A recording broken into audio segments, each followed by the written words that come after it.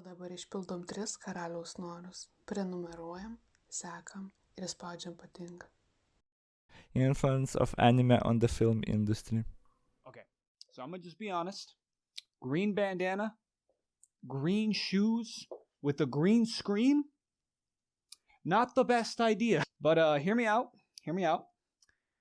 This fit kind of gives me a stat raise in self-esteem. It's a little bit of an ego boost for me, so I'm just gonna wear it. What's going on, everybody? How y'all doing? It's your favorite stinky poopy diaper internet roommate. And if you've been wondering what your favorite stinky poopy diaper internet roommate has been doing lately, well, lately I've been, thinking, analyzing.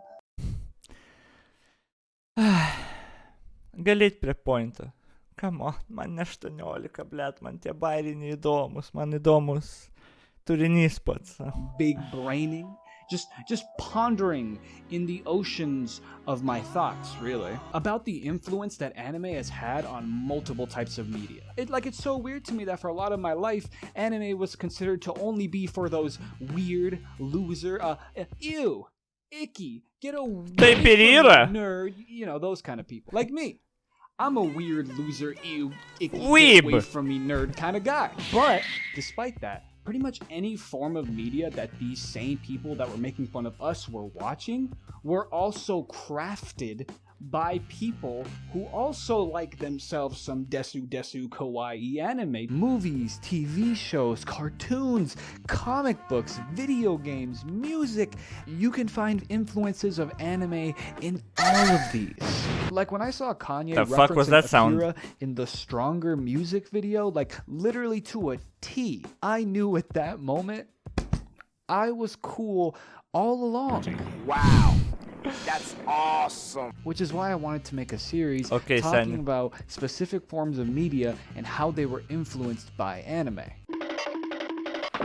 So come with me hither. As we go into both cool examples of movies taking influence from anime and ones that might make you question Wait, what the fuck? About the idea of influence and when does it really become plagiarism? By the way, prisimint, kai pasakoju istoriją.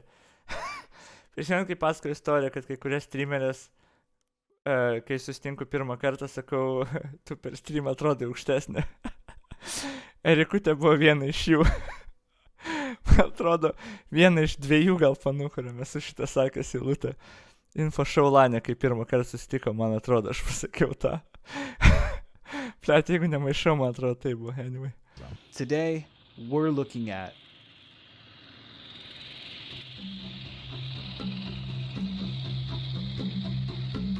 going back in time to 1991 with James Cameron's Terminator 2. With this Terminator 2!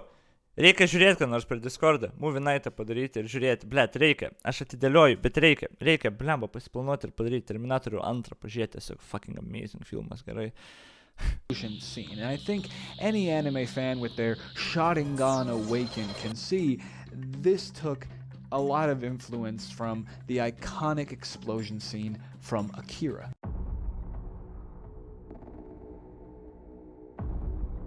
Okay, čia nesutapimas.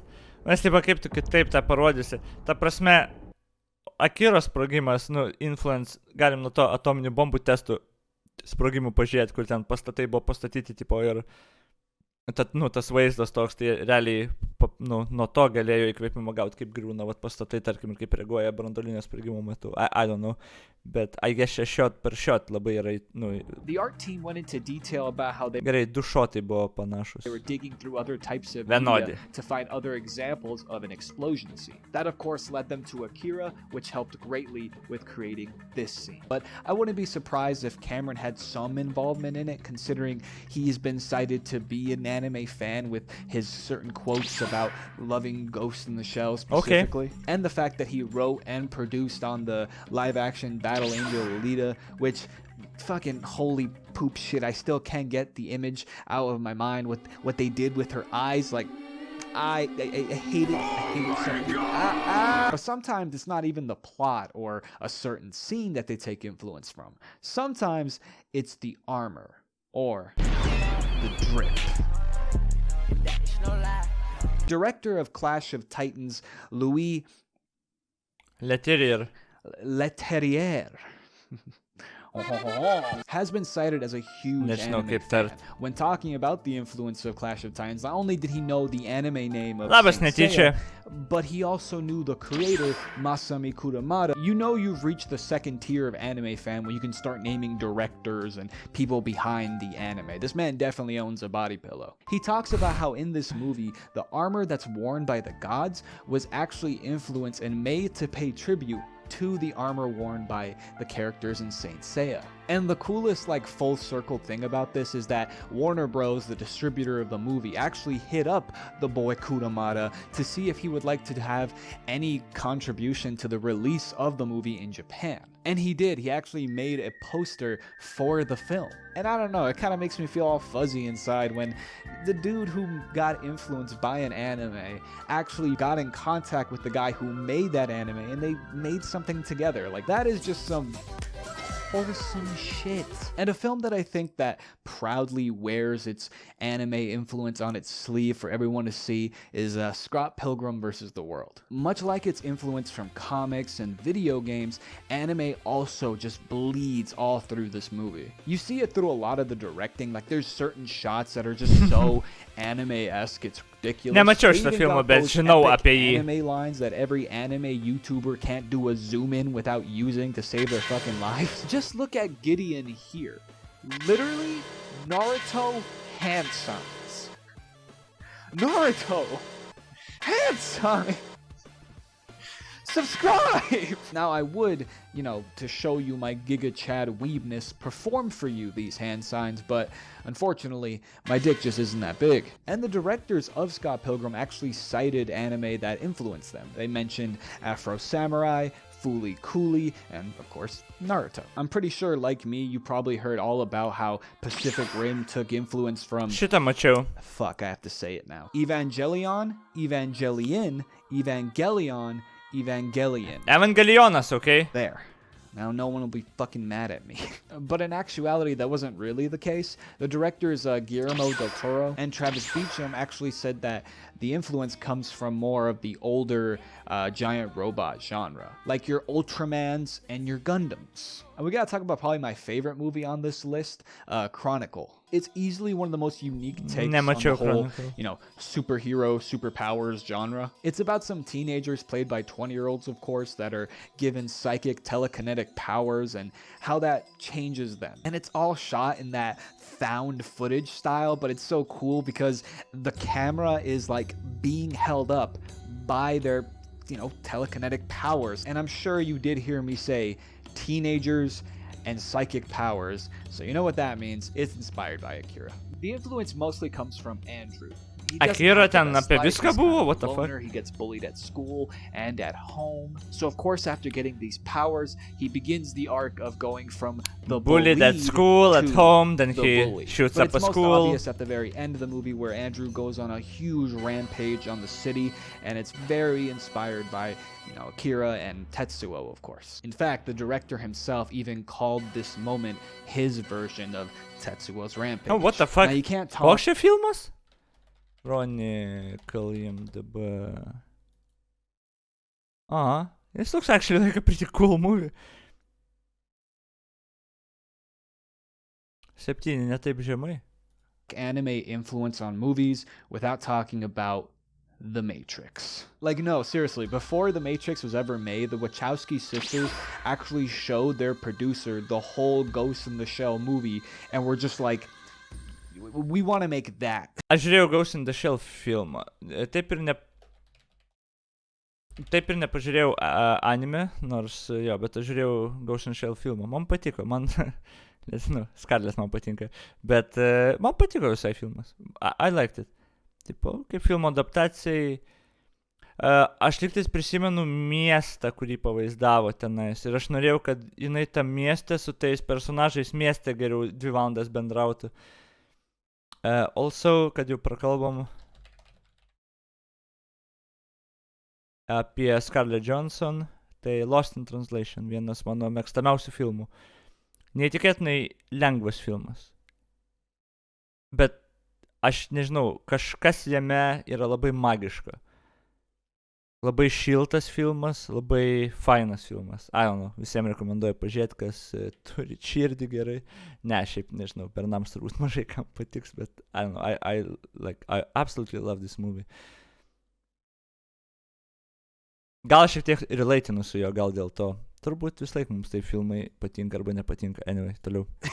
There's a huge number of concepts and literal direct, like, taken shots from Ghost in the Shell. Like that whole... Also, sorry, pause. Ghost in the Shell, man atrodo, Vamdu Project King of My Castle klipe yra. Man atrodo, Ghost in the Shell ar animacija? Jo, iš anime Ghost in the Shell. Čia labai senas gabalas, kurį aš realiai labai mėgau, kai... Ok, Lordeksate. Kai vaikas dar vapšė ten buvau, tipo, ir aš ta diena man labai patiko ir aš žinojau, kad čia iš Ghost in the Shell animės yra, tai todėl ir filmą tada, bet pačios animės taip ir nepažiūrėjau.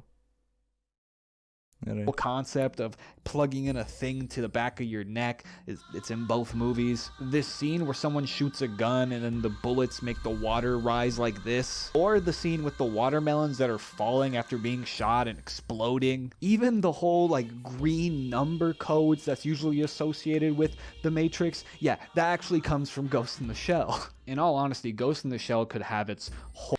Tipo gerai, čia aš primstu kaip yra tas video, bet čia reiktų fact-checkinti kai kurios dalykus. Nes tie skaičiai ir panašiai ten buvo šimtus metų, žinoma, kad į kompą atsirado, kad į maždaug hakeriai, žinai, žali skaičiai ant juodo ekrano, tipo arbūzai sproksantis, nu, arba vaisiai, arba arbūzai sproksantis, ta scena, man atrodo, blet, filmuose buvo ten nuo westernų laikų jau. Tai tipo, nu, gal kai kurie dalykai sutapimai, gal ne, neaišku, nu, bet tas pasakymas, kad čia grinai nukopijavo būtent anime, I don't know, tos tropės kai kurios jau buvo, man atrodo, žinomas labai ilgą laiką.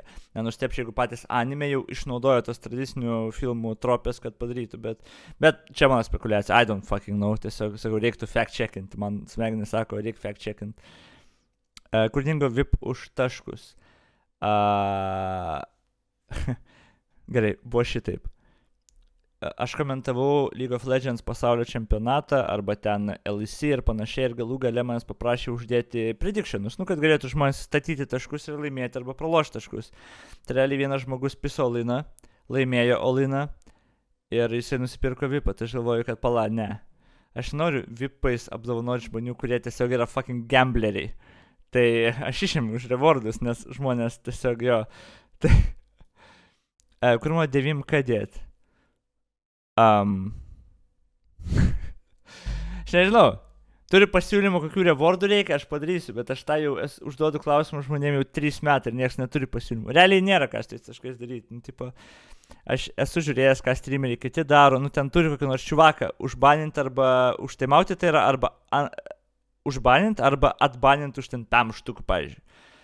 Nu, okei, bet pas mus nelabai tas egzistuoja, tai aš nežinau, ką su jais daryti.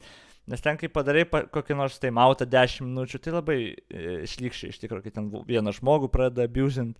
Tai aš nežinau, kokių rewardų iš tikrųjų reikia padaryti už ten tiem, kur daugiau prirenka. Action įsivaizduoju. Pakvietimas, va, Lordeksai kokiai, va, kur Vilniečiam, žinai, kur nuvaru į Vilnių ir, va, ieškau sukuoti, suvalgyti mėsainį, tai, va, galės nusipirkti už taškus, tipo. Oh, wow. Patikalta gyveni šalyje, jo prisimenu, kad kai kurios šalis aš neleidžiu. Bet jo, nežinau, iš tikrųjų, nežinau, ką už tos taškus daryti ir kur juos išleisti. Buvo kažkada atvirukai, kur išsiųsdavo žmonėm atvirukus į namus, bet ten turi adresą duoti, tipo, nu, ar kažkokią, nu, adresą, kurio išsiųs galima, tai irgi ne kažką ten toks, žodžiu, aš nežinau, kas taškais daryti iš tikrųjų. Whole own video on its influence on the entire sci-fi genre. And actually the director of Ghost in the Shell, when he was asked about his influence on Hollywood movies, he mentioned The Matrix, and though he said that he has nothing against, you know, people taking influence from him, even adding that, you know, no movie can be completely original. I mean, influence is mutual. But he was actually embarrassed considering For years, Japanese animation had been taking influence from Hollywood movies. He just finds it interesting that Japanese animation was taking influence from Hollywood movies, and Full now circle. those same Hollywood movies were taking influence from the Japanese animation that was taking influence from them in the first place, and it's all full circle. It's all connected. Ultimately, he saw the imitation as a sign of respect, but not every Japanese director feels this way. What the hell is this?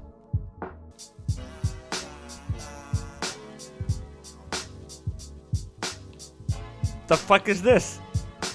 Let's talk about the late and great. Kodėl čia buvo šita pauzė tiesiog vidury video?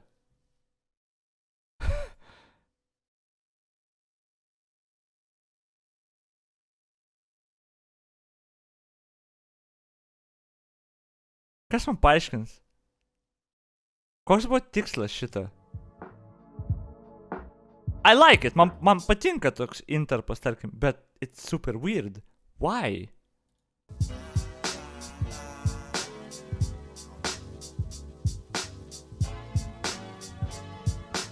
Let's talk about the late Very weird. and great Satoshi Kon. Satoshi Kon. To me, he's easily one of the best, if not the best, directors of all time. Although Kon was, hugely influential in the film industry, there's even an entire documentary called The Illusionist, where it's just, different directors from across the world talking about how they were influenced by Satoshi Kon. But he never really had huge mainstream success. He never really made a lot of money back from the movies he would make. At least from what I read, I could be wrong, he was pretty much a struggling director and artist throughout his entire career up until his death. And I'm telling you this because I think it's vital to understand why Satoshi Kon had the feelings he had about movies that were influenced by him. Christopher Nolan's Inception and Darren Requiem for a Dream and Black Swan take huge influence from Satoshi Kon's work. Nemačiau Inception Requiem has a for a very Dream similar ir plot to Satoshi Kon's Black Swan. Paprika. Paprika is about characters who are using a dream machine to go into people's dreams to help them with their, their issues. and their problems. 12th floor? Ne, it's not that. Plet, ne šitas irgi. 11th floor? 13th floor. Va, šitas. Šitą filmą rekomenduoju. Apie ėjimą į žmonių sapnus, bet čia yra kitas dalykas. Čia apie, ar mes gyvenam simuliacijai, ar ne. Šitą klausimą nagrinėja ir šitas fucking good, man patiko šitas. Irgi senesnis, bet a good movie. Good movie. I liked it. Good movie. 13 aukštas. But then a dream terrorist starts using this machine to, give people nightmares and control them in the real world, and it's up to our characters to investigate. Kaip nuotaikos, gal neklaus, kokios šiandien nuotaikos, gerai. It's fine. Labas.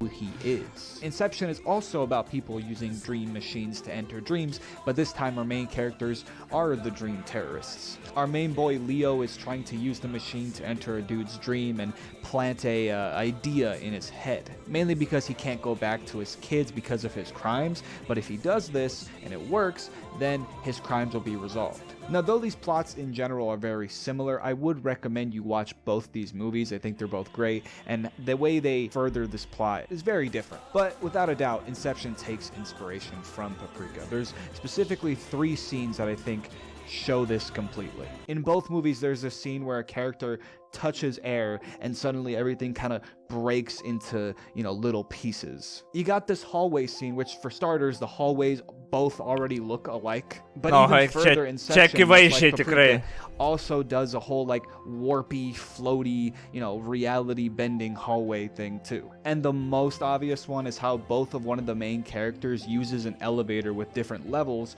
to have specific dreams in each level. Inception even took the whole idea of having a one floor that has a super restricted wicked, you can't see this, it's forbidden dream on a specific level. This is obvious that Inception took inspiration from Paprika. But no matter how much painstaking, mind-bending research I had to do, I couldn't find a single quote of Nolan admitting this. And to me, it's weird that, you know, if you're gonna take so much influence from a movie, I think you should at least mention that fact. But luckily for us, with the next director, Darren, he did talk about it. So there's this movie called Requiem for a Dream that came out a year after Satoshi Kon's Perfect Blue. And now I want you to watch these two scenes from these movies.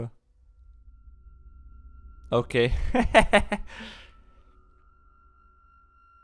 Okay. Oh wow, net jos plaukai identiški. Oh wow! It's an exact copy. And oh wow, actually, ta pati scena. Very different plots. In Requiem, you're following the life of some druggies as you get to see all the twists and turns that this life takes them. Spoiler, they all end very badly. It's basically a choose-your-adventure game, but only the bad endings. And Perfect Blue is about a girl that's trying to make it big in a form of entertainment as she starts getting haunted by this alter ego version of herself and murders start happening and shit. But still, Requiem has a bunch of scenes that obviously take a bunch of influence from Perfect Blue. And the director, Darren, he doesn't lie about his influence. He was in the Satoshi Kon documentary praising him. He even tried to buy the rights of Perfect Blue to make a live-action version of it. This didn't happen. And he even had a meeting with Satoshi Kon and showed him this scene. And though he was being nice, I kind of get the vibe that he wasn't exactly thrilled about these scenes that paid homage to Perfect Blue. He jokingly calls it a ripoff, and at one point he tells this story which jokingly says a lot. He tells the story about how he was on a plane ride with the actress from this scene, and while she was in first class, he was still in business. Like I said, Kon was always a struggling director, especially in this time, because Perfect Blue, it didn't really make its money back.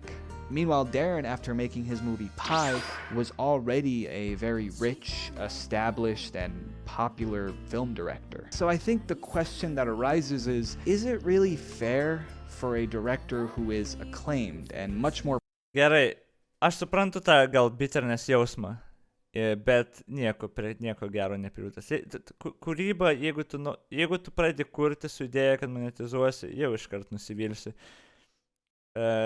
Aš tą patarimą esu davęs, kai ten ir Gaimonę šnekėjau ant scenos apie ten streamerius, ten ir tą panelį, kur turėjom su Fex ir Sponsorim, atrodo, jo, kur šnekėjom ir ten klausė, žinai, apie streamo pradžią. Tai aš sakiau, jeigu nori pradėti streaminti ir tavo pagrindinė idėja, pinigų užsidirbs, tai net nepradėk streaminti. Nes kiek aš pažįstu tokių visokių streamerių, kurie ten pradeda streaminti, nori uždirbti pinigų, nori išlovės, išpopuliarėti. Ir it's not that.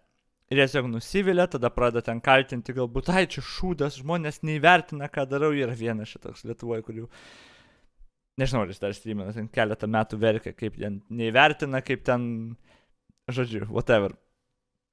Bet jo, tai čia, nežinau, turbūt suprantama, kai jis taip jaučia, žinai, kad, nukopijavo, tarkim, sceną, bet filmas pastatytas visai kitoks ir jo, tas populiarumas su menu. Tu turėjau kuo daug dalykų. Tu negalėsi pilnai išreikšti savęs ir to kūrybingumo, kurį nori, jeigu tu sieksi meno. Ir tada realiai 99% ten bus parsidavimo kažkokio ir dar kažko. Nes realiai turbūt ten 1%, 1%, labas, Anilai, turbūt gali actually, sukurti, neparduodant savo tos vizijos tipo ir užsidirbti iš to. Realiai visi kiti tik arba iš idėjos darys, arba ten nieko ypatingai neuždirbs ir jokios šlovės negaus. Bet jo. More popular to be ripping scenes straight from a more struggling and not very well known director. A year or so after Satoshi Kon's death, Darren would make a movie called Black Swan, which not only has similar shots to Perfect Blue, but even more plot similarities than Requiem for a Dream had to Perfect Blue. Main girl character trying to do something big in entertainment while constantly getting haunted by an alter ego version of herself. Main girl losing herself a bit and having hallucinations and visions and dreams and sometimes even seeing murders. A mother figure type who used to do the same thing as the main character but can't now, so she kind of lives through the success of the main character. Even the main character's names are similar. The Perfect Blue main character's name is Mima, while the Black Swan main character name is Nina. Come on, Okay. dude. Learning about Sure, this that's really blatant. changed my perception of the idea of taking influence from something.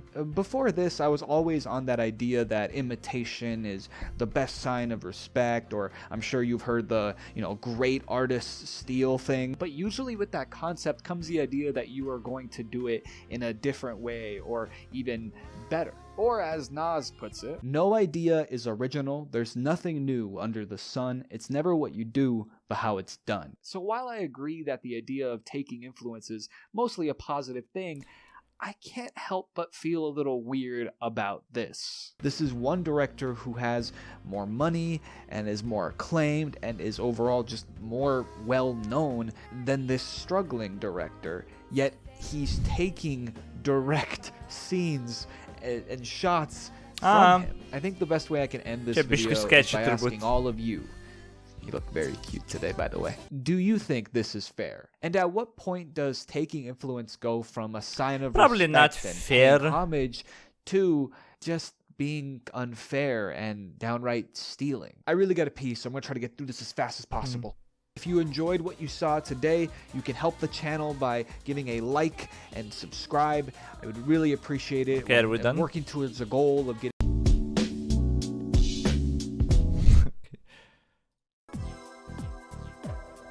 Okay. Pretty interesting, bro.